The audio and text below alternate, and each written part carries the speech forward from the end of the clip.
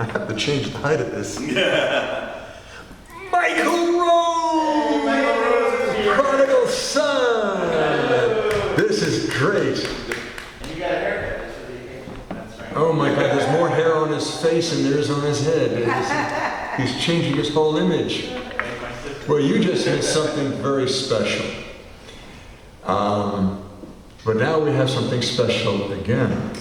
Now, Peter ULIAN, Poet Laureate of Beacon, has already introduced a selection from his memoir of Billy Bonney, aka Billy the Kid.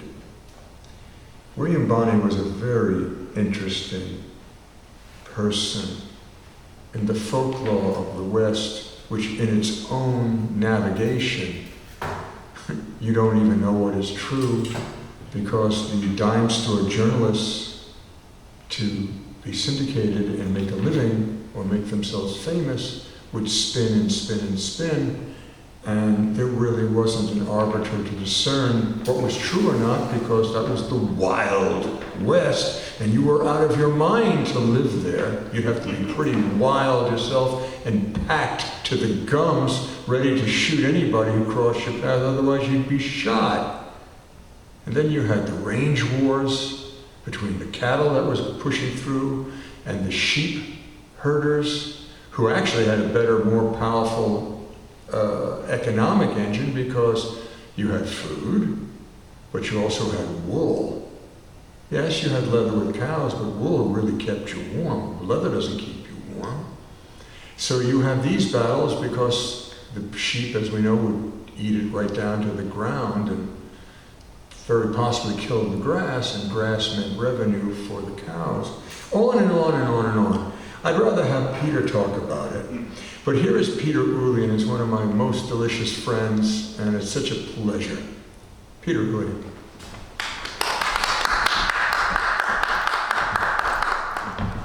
Thank you, Hayden. So yeah, as Hayden was saying, although I am the 2019-2020 Poet Laureate of Beacon, my most recent project is not specifically poetry, but a long prose work that I've been working on. And I started researching Billy the Kid. As Hayden was saying, it's fascinating. So I did a lot of research. I read biographies, and I read some of the original stuff that was published in the papers and things during his lifetime or soon thereafter. And one of the things that fascinated me is that the most authoritative nonfiction books about Billy the Kid, essentially what those authors did is they looked at the same stories that were published in those newspapers and then decided which ones they thought seemed true. But they really, there's very little scholarship to actually prove whether what they think is a true story is the true story. So that kind of just opened it up for me and sort of let me feel like I could create the Billy the Kid that I wanted to create, which is what I did. This is also, I'm sure there are other works about Billy the Kid, fictional works that are in first person, but I haven't read them. So this is the first one I've come across that is actually told by Billy the Kid. So it's called The Memoirs of William H. Bonney and the Western War of Independence. And the Western War of Incorporation. A true account of the life and untimely death of William Henry McCarty, aka Henry Antrim, aka Kid Antrim, aka William H. Bonney, aka El Chivato, aka Billy the Kid, as put down by his own hand before and after he died. Oh, and one thing I mentioned last time, if you've seen any movies about Billy the Kid, one thing that is documented that we know happened is that he escaped at one point from the Lincoln County Jail. And he stood at the balcony outside the jail and he addressed the townspeople after he had killed the two deputies who were guarding him. So this happens in every movie, but in one of the accounts I read, it said that he actually spoke to the townspeople for an hour. So I thought, well, there's our are framed. So the piece starts with Billy the Kid standing outside the Lincoln County Jail and telling his life story to the people of Lincoln, New Mexico, gathered before him. So part one, before the war. My early life and how the Lincoln County War got its start. Billy on the roof of the Lincoln County Jail, April 28, 1881. Good people of the community of Lincoln, New Mexico, I'm sorry for what you've seen here, for what you had to witness. It weren't my intention to cause nobody no harm or even death, but as you can see, I had no choice but to break free of my bonds or else submit to hanging. Me, the only person ever convicted and sentenced for any crime in the Lincoln County War, and me, not even the worst of the perpetrators, just the only one without protection of a massive criminal ring with politicians, soldiers, lawyers, judges, and sheriffs in their pockets. Now, I don't mean to lump Pat Garrett in with them bunch. I know Pat Garrett back in Fort Sumner, and I know he ain't no criminal hiding behind a badge. I know he's a man who believes in the law, but here's what Pat Garrett don't know, or hasn't figured out yet. There ain't no law in Lincoln County. Hell, there ain't no law nowhere in New Mexico territory. There's only the power that corrupt men hold and wield so that they can use the instruments of the state against the rest of us in their Western War of Incorporation. I am proof of that, the only man, I will say it again, the only man thus far convicted and sentenced for his part in the Lincoln County War, when there's so many others done crimes and murders so much more heartless and cruel than anything I ever done, than anything I ever even thought of doing. But they got the Santa Fe ring on their side, which means they got the law on their side, which don't mean that what they done is legal. It just means blind justice is turning a blind eye against their transgressions. And I do not use the term blind lightly, as I can attest from personal experience to having seen at least one man's eye blown out the back of his head by the side that now sits in Santa Fe with Governor Lew Wallace, reading copies of his book Ben-Hur and laughing over cups of coffee and decanters of whiskey, while folks like me end up outlawed, not welcome nowhere in the world entire. It is typical, as I understand it, for an account such as the one I now offer you good people at this point to go into some detail about its subject's early and formative years, but I'll skip over most of that and suffice with the broad outlines. To begin, I am, as has been suggested before this moment but not confirmed, descended from the famous lady pirate Anne Bonney and her pirate king lover Jack Rackham. Jack was hanged. Anne Bonny's fellow lady pirate Mary Read died of fever after giving birth, and Anne Bonney disappeared from history. But since history is written by the victors, as they say, and as the outlaws are never victors, or if the outlaws are victorious, they are no longer outlaws, the fact that they took no interest in Anne Bonny's history after her pirating days does not mean history stopped for her just because the historians chose not to write it down. Anne Bonney gave birth to her child with Rackham and returned to Ireland, the place of her own birth, giving the child her surname since she and Rackham were never properly wed. My mother, Catherine Bonney, were a direct descendant. My twin brother Joseph and I were both born in Ireland to Catherine, who had by this time wed. The fact that Joseph and I were twins has largely been overlooked by accounts previous to this one. He has been reported to be my senior by a few years, according to some, and my junior by a few years, according to others. Authors admit they can't pinpoint the exact date of his birth. They have apparently overlooked the possibility that it were the same as mine. The truth is, we were born on that same windy November night in County Cork, not identical twins, but near enough. We was mistaken for one another throughout our childhood, and even into our later years. By the age of 4, we was living in New York's 5 Point district. We arrived just in time for the draft riots. I remember but little of it, although the acrid smell of smoke and cannon fire does, to this day, linger in my nostrils when I think on them days. Our father were conscripted, and he died in the war. Our mother moved us to Indiana, where she met Henry Antrim, and they began keeping house together. We moved on from there, eventually settling down in Wichita, where my mother became a successful small business entrepreneur running a laundry. We might have stayed in Wichita, but my mother's health took a turn for the worse, and she contracted consumption. So we moved first to Denver and then settled in Nevada, in Silver City, for my mother's health. My mother set up another successful laundry, and for a while, we were a prosperous if unremarkable family. Joseph and I went to school, where we learned to read passively from McGuffey's Reader, and where we both showed a talent for singing and play acting. Joseph was particularly well renowned for his Falstaff, his clothes stuffed with pillows, and me for my Hotspur. I also spent a lot of time in the Spanish side of town, where I discovered a love of all things Mexican: music, food, clothing, and, I will admit it, the Mexican girls especially. Although I was but a boy, small in stature, I turned out to be a real good dancer. And I think, more because of my dancing than my good looks, the girls seemed to like me plenty too. My mother and Henry Antrim were officially wedded during this time, something they had neglected to get around to previously. Had my mother stayed alive, I might not be speaking to you now. Not as an outlaw, at any rate, but as likely as not as nobody, since staying on the wrong side of the law seems to have been my main claim to fame. Had I continued on the straight and narrow, there'd be nothing particularly remarkable about me, and I'd certainly not be the subject of so many ballads, dime novels, newspaper stories, and distorted histories.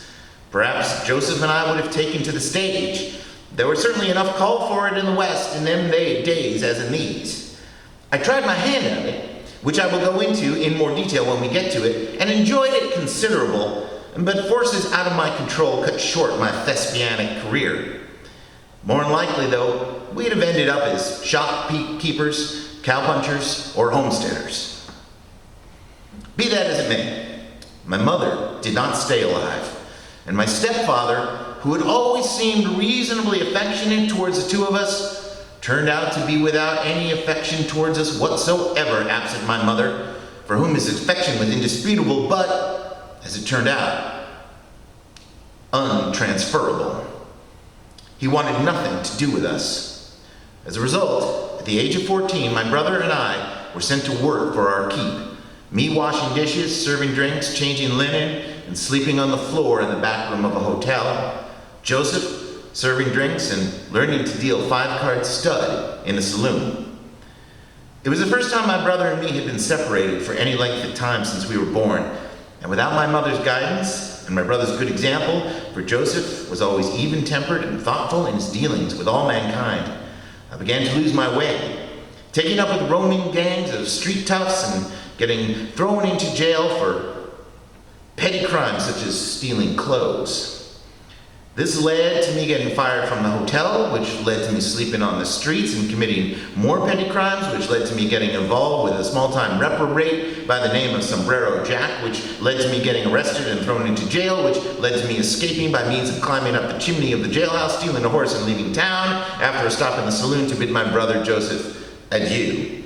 It was a tearful goodbye. He begged to come along with me, but I had only the one horse, and he refused to steal from the family who owned the saloon, feeling it a poor way to treat them that had treated him kindly and with decency and tolerance. We could have rode 2 in the saddle, of course, but I was in something of a hurry to remain a few steps ahead of the law, and 2 in the saddle would have slowed us down considerable. Besides, I had no wish to be the cause of my brother, who still had a chance of making something of himself through means both legal and proper, joining me in a life of outlawry. So, in the end, I went, and he stayed, and the McCarty brothers were severed, even more than we'd been before. I was now a fugitive. I tracked down my stepdaddy in a mining camp in Pinal County, Arizona. When he seen me, he declared he wanted nothing to do with me, so I stole some of his clothes and 2 of his 6-shooters, an 1860 Army Colt and an 1851 Navy Colt, and set out again, feeling now most lonesome and ill-used by my stepfather, the Lord God, and all his creation. I bummed around for a while, trying out a number of professions. I worked as a ranch hand, although because I was small, they put me on the chuck wagon. I learned to cook pretty good though, and the cowpunchers liked me because I sang good too, and I entertained them all around the campfire at night. They taught me how to ride and how to shoot, and it turned out I excelled in both. After the roundup and the beef steers being delivered to fulfill an army contract though, the ranch had to cut some of us loose, including me. I bummed around again for a spell until I joined a traveling theatrical troupe and became somewhat renowned in Arizona for my Romeo, playing with the wife of the impresario of the company as my Juliet. Although 20 years my senior, she was an excellent Juliet and looked the part, a youthful countenance and spirit being among her many admirable qualities. Her husband, 20 years her senior, played the friar. We became quite the sought-after entertainment in Arizona, playing in saloons, town squares, meeting houses, open fields, barns, corrals, and the like. And I suspected I'd have made the stage my lifelong pursuit, but for the unfortunate incident that took place when, one night, after a performance, my Juliet, and I will refrain from sharing her actual name, as I endeavor to be a gentleman in such matters, came to me in the wagon in which I slept, herself as naked as Eve, and commenced to instruct me in the ways of womanly pleasures. I was a most eager student too, but before the lesson had barely gotten underway, we were interrupted by her husband and the gigantic Sharps rifle he held in his hands. He fired one shot and it temporarily deafened me. The bullet tore a hole in the wagon's canvas right above my head. I don't know if the impresario was a poor shot or if he hoped to spare his star Romeo while still teaching me a valuable lesson. Either way, I wasn't willing to stick around to find out. The Sharps, as you probably know, is a one-shot, although mightily powerful, and as he reloaded, I squirmed out from under Juliet and knocked the friar over as I fled the wagon, hopped on a horse, and lit out for parts unknown. As I galloped away, I heard the roar of the Sharps behind me. The bullet missed. I don't know if by accident or by design. I left in a hurry. I rode as naked as Lady Godiva, although of course configured somewhat differently. I stopped at a homestead along the way and hastily stole some clothes from the clothesline, which almost fit me, and later stopped at a small ranch and stole a saddle, a pistol, and a pair of boots sitting outside the stables. I came at length to Camp Grant, which is where I met Wendy Cahill, who became the first man I killed, which is where I guess my story really begins, since killing men became the activity for which I am best known and for which I will most likely be most remembered, if at all. Stories later abounded of how I killed folks back in Silver Springs or Wichita or even as far back as Indiana when I was but a mere child. But them were all lies told by lying tongues in the heads of terrible liars or fanciful fabricators. I got into more than a few scraps back in them places, laying out flat bigger boys who insulted my mama or picked on my brother, who was always gentle and reticent to fight. But ain't one of them didn't walk away from it after. With Cahill, though, that was different. I come to Camp Grant with nothing but my name and some stolen clothes that weren't mine on my back, a stolen pistol, and a stolen horse. But soon enough, I found work as a teamster, an occupation that was much in demand in Camp Grant in those days. I worked hard at my job, and I was good at it, and I was as good at it as a great deal of men both older and bigger than me.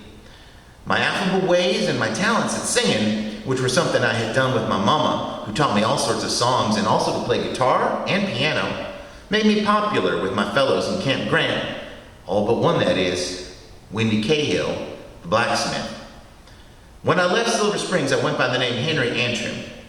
After my disappointing reunion with my stepfather, I reverted to my original name, William Henry McCarty. But folks in Camp Grant began calling me Kid, or the Kid, because, well, I was one. Of course, as a young man of easily inflamed passions, it was not long before I noticed a shy and picturesque flame-haired beauty whom everyone called Bonney, and who worked at Madame Rose's assignation house of womanly comfort, which was a cat house right next to George Aiken's Cantina near Camp Grant. Women were scarcely to be found around Camp Grant at the time, and the brothel was one of the few places that served as a reliable exception. A young man of limitless curiosity and romantic ideas, once I had saved enough money at my job and at the gambling tables in George Aiken's Cantina, I seemed to have developed equal aptitude in horsing, shooting, dancing, singing, and gambling, where I often won money off the same Wendy Cahill. I made my first visit to Madame Rose's. The girls at Madame Rose's made a fuss over me as I was younger, handsomer, cleaner, and better mannered than most of their clientele. They offered me a bath and whiskey on the house. I accepted the bath, but declined the whiskey. They bathed me in a big tin tub filled with hot soapy water and then dried me clean with towels, powdering me and sprinkling me with cologne. I had never found myself scrutinized by a room full of women before, and it caused me great consternation. But the ladies said kind things about me and assured me that I was adequate to the task at hand. Eventually, they put me in a small room with no furnishings but a thin bed upon which I discovered Bonney, who also appeared to be freshly bathed and powdered. My passions roiling, I immediately became as consternated as delighted. I really didn't know the proper procedure for such things at this point in my experience, and standing there awkwardly made me feel inelegant and perhaps overeager. Bonney, thankfully, did not seem displeased. "You're the one they call the kid," she said. "I've noticed you before." "I've noticed you," I said. "They call you Bonney, and you're just about the most beautiful girl I ever seen." Bonney smiled. "Why, thank you, kid. Do you mind if I call you kid?" "You can call me any damn thing you want, miss," I said. "What's your proper name?" "Mine's Bonnie Byrne. I'm half Mexican and half Irish." I looked her over, feeling all sorts of unfamiliar, frightening, yet exciting feelings roiling within me. "That's a winning combination," I admitted. "What's your proper name, then?" she repeated. "Well," I said, almost forgetting my name as my eyes roamed all over her, "I was born William Henry McCarty." "Then I'll call you Billy," she said. "How's that strike you?" "That strikes me just fine," I said, but all I could feel was my heart racing and my ardor throbbing. Bonney looked concerned. "Why, you look like you're about fit to bust, Billy. Why don't you come here?" She held out her arms to me, and I went to her, and she took me in her arms, and then I was lying down in the bed with her, and her cool, smooth flesh pressed to mine. "This is unbearably pleasurable," I confessed. "Is this your first time, Billy?" she asked. "No, I've done it plenty of times," I said. "So you know what to do?" I hesitated. What was there to know about what to do? I realized I knew so little about what to do that I didn't even know what I didn't know about what to do. I was suddenly confronted with the vast expanses of my own ignorance. I knew the procedure with humans wasn't like the running of dogs or cows, but I wasn't sure exactly in what manner it were different. "It's okay if it's your first time," said Bonney. "It ain't my first time," I said, a little irritably. "It's okay if it is." I hesitated. "It is my first time," I confessed. I don't know why I lied. "Let me help guide you then." And she attempted to do so. She took my hand in hers, and she guided me she took my hand in hers, and she guided me in our mutual pleasures. I felt my heart race. She directed my fingers. She gasped when I touched her. "You know what you got your fingers on?" she asked breathlessly. "I know I got my fingers on you," I said, "but I don't know which part of you I got my fingers on." "It's a girl's special place," she said. "I didn't know there was such a thing," I said. "Most fellas don't. You just keep doing what you're doing, and before you know it, we'll be ready." Bonney lay on her back, guiding me gently in the intricacies of her pleasure. The moon glow illuminated her coffee-dusted flesh as her body trembled. I was fascinated. Never before in my young life had I received pleasure from a woman, and never before had I known how to provide pleasure in return, my Juliet and I having just commenced our efforts when interrupted. I felt as if great sacred secrets were now revealing themselves to me. All at once, Bonney arched her back, raising her body from the mattress, but for her head, shoulders, and feet, and pressed herself harder into me, pressed herself harder into me while I was diligently attempting to follow her directions. Then she shuddered and quivered and cried out. Her ardor subsiding, she lowered herself back on the mattress, looked at me and said, "Did that frighten you?" "No," I insisted, for it had not. It had inflamed me. She pulled me on top of her and guided me. As her loins enveloped mine in their warm embrace, I felt I had found the one true purpose of all creation, which thus far had eluded me indeed, which previously I had not even known to be a prospective culmination of any kind of human endeavor. "Oh," I cried, "this is a forcefully pleasing sensation." Bonney began to move with assurance beneath me. After a few false starts, I figured out how to move in rhythm to her own undulations. "You can kiss me if you want to," she said. I wanted to, and I did. Her lips were soft and gentle. I felt like we could devour one another. This sensation frightened and excited me.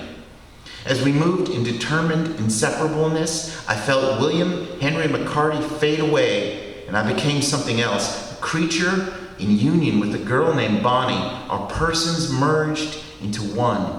It was a moment of blissful perfection. Afterwards, we lay entwined, flesh to flesh, breathing as one, our hearts beating in unison. When I left Madame Rose's, a bounce in my step and a smile on my face and singing "Turkey in the Straw" to myself, I passed Windy Cahill as I made my way through camp. He was at work on a horseshoe in his blacksmith's smithy, banging it into shapes, sparks flying in the night as his hammer hit the metal against the anvil.